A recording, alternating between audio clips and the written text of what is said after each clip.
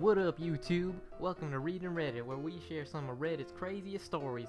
But before you do that, make sure to hit that like button and subscribe. Alright, let's get into today's video. Reddit, what is your most disturbing, scary, or creepy real story? Serious. A few years ago, I was walking through the woods off the beaten track a bit, and I smelled this really overpowering sweet smell.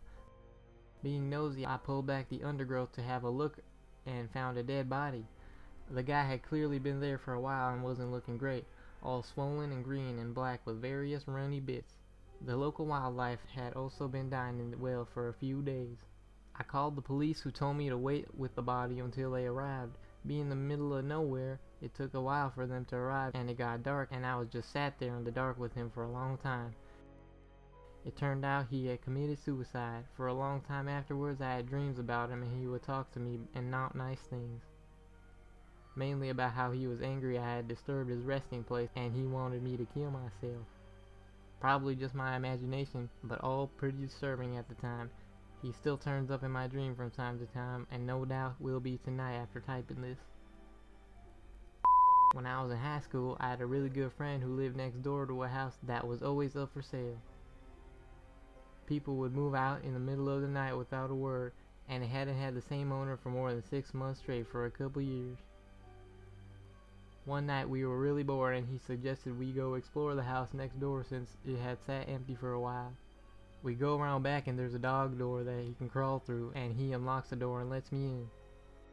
The house itself is really unremarkable. It looked like it was built in maybe the 1950s and was a craftsman style house in an older, nicer part of town. My friend's house was similarly built. The kitchen had a really nice built-in breakfast table set against a picture window. The house's electricity was off, but you could see the street light through the window. My friend and I sat down on the floor across from this table and are just hanging out talking. Why? Who knows? All of a sudden, my friend screams, and in that instant my vision goes black, but it wasn't just because I couldn't see. My body was engulfed in this sickly coldness from head to toe.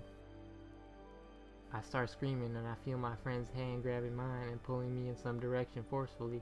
My vision slowly comes back, and I start to warm up when I realize that we're outside under the street light. It was December and should have been much warmer inside of that house. Finally, I look at my friend and he looks scared. I'm really confused and kind of panic myself, and finally ask him what had happened. He says, as I was talking, a black thing, this figure that was all black and it only had the vague shape of a girl, crawled out from under the table and sat on top of me. Apparently I started groping around with my eyes wide open like I couldn't see, and he was so freaked out he pulled me out of the house. We're still friends and we bring it up every now and then, but the story itself never changes and still sends chills down my spine. To this day, I've never felt such blackness or coldness in my life. It was palpable, almost sticky. For a couple days afterwards, I couldn't shake this unsettling feeling, and I could never walk past that house again. Ugh, I'm just scared to get out of bed now. When I was about 7, my 2 brothers and I were playing in an area that was used as an unofficial motocross place. We decided to dig a tunnel for some reason, being the extra smart guys we were. It took us a few hours to dig about 6 feet in and 2 feet high. I was right up at the face when suddenly the tunnel collapsed. It was all dirt with no supports. My world went instantly black and hot, and by hot I meant furnace hot. I couldn't move a muscle from the weight of the soil completely enclosing me. I started to really panic, as you do. Everything started turning red, which I guess was blood being forced into my head. Every breath was getting harder as the soil constrained me more and more. Even though my hands were near my face, I couldn't move my arms to clear the dirt around my head, and also started breathing dirt, which made me cough, which made me contract my stomach, and then I couldn't draw breath at all. This wasn't what made me panic though. The total darkness turning red with incredible heat made my young mind think I was going to hell.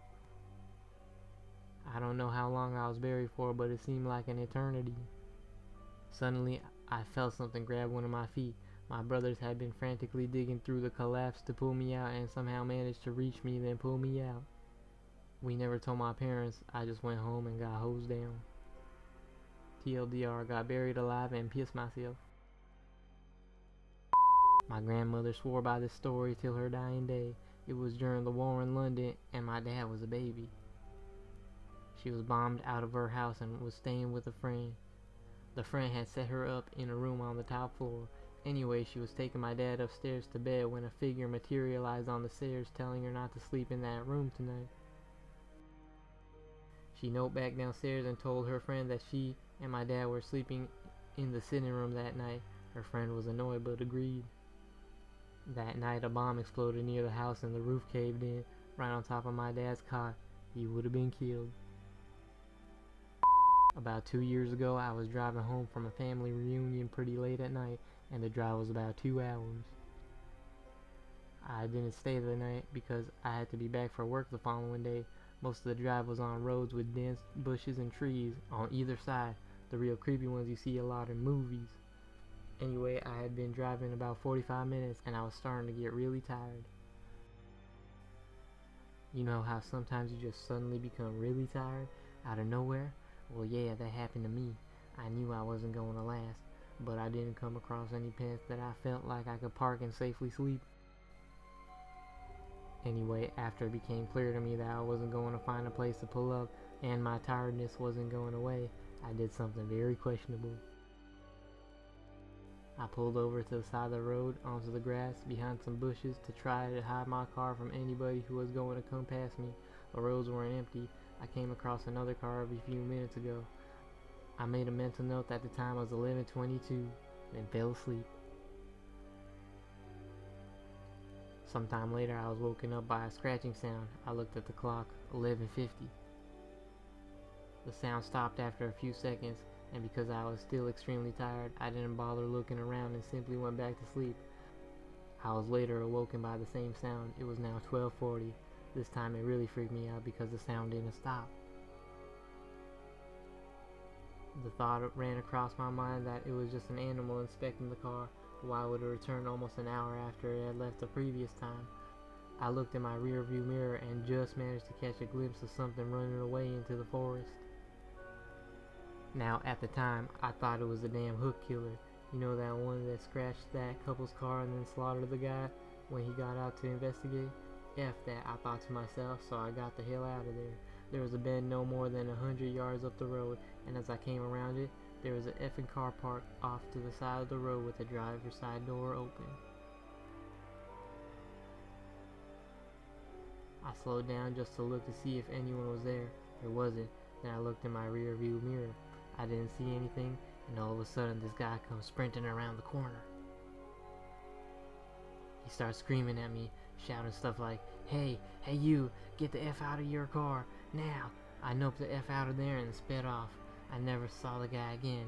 Moral of the story, don't effing sleep on the side of a deserted road. I want to make sure to take that advice. My house sits farther back in the lot than most other houses. It is a strange layout as well. The sidewalk runs the length of the living room and ends at the front porch, which leads into the living room.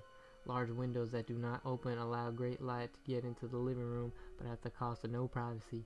The rest of my family was on vacation, and having the house to myself, I decided I would get smashed.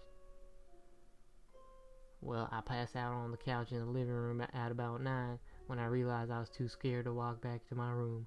The couch is right underneath these big windows. I woke up suddenly, not knowing why. I had the severe case of the chills and I could not figure out why. Then the banging started. It came from right above me. I did not move, but I opened my eyes and looked up at the window. Someone was standing there pounding on the glass. Without moving, I looked at the cable box. It was around 3 in the morning. The banging continues. Then it stops suddenly and I still did not move. Suddenly it commences again, coming from 2 different directions now. Someone is banging on the window and another person is banging on the front door. They kept doing it, would not go away. Finally, after about 40 minutes, they quit. It was the most terrifying event I can recall at the moment. It made me a nervous wreck after that. I called a friend the next day to see if he would come over and stay for the rest of the week. His response was, "What the F for? So we can both be murdered in our sleep? Thanks a lot, asshole." My mother told me this not too long ago, but it happened about 10 years ago now. When my cousin was 17, 18 years old, she was in a car crash and had died a couple of weeks later in hospital. She was really close to my dad's sister, our aunt, and used to babysit her kids, who were no more older than 4 years old all the time. Our aunt's house was under construction just before she passed away, and it continued on after she passed away. One day my aunt got a phone call while she was at work from one of the construction workers complaining about a teenage girl who keeps showing up at the house and walking around, and that she shows up a number of times during the week, and it has been happening for a couple of weeks. My aunt asked for a description of the girl to see if she knows her from around the neighborhood, and sure enough, the description perfectly matches my cousin who died a few weeks before. Long brown hair, red baseball cap, denim dungarees, and a white jacket. When my aunt got home, she showed them a picture of my cousin, and they all agreed that it was the girl they seen rocking around the site. This story really freaked me out when I heard it, because our family was never one to believe in anything paranormal or have anything of the paranormal sort happen to them before. Man, some of those stories really gave me the chills. Do you guys have any scary real stories? Leave them in the comments below, and don't forget to like, subscribe, and share with all your friends and family and everybody you know. Bye.